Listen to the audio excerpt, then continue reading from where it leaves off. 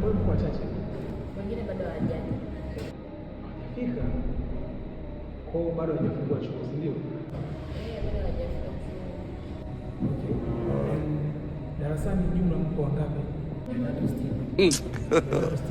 Na leo unaona wanafunzi watatu. Kwa hiyo wanafunzi watatu kati ya wanafunzi 360, si ndio? Wanafunzi 357 wamechagua kubaki nyumbani. Wameona chuo ni rahisi, chuo ni mama yao, si ndio? Sasa nyie mko mmefika, nyie tutapatia alama 60 za kozwe. So nyie mmepita CA. Lakini hao wengine ambao hawajafika, waambie ndio utajikuta kule kwenye dustbin, maisha disco. Umeelewana? Haiwezi kuwa mzamzaa hivi.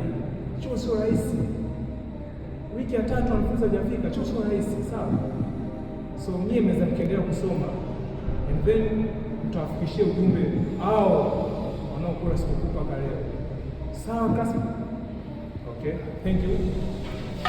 Thank you for the happiest year of my life.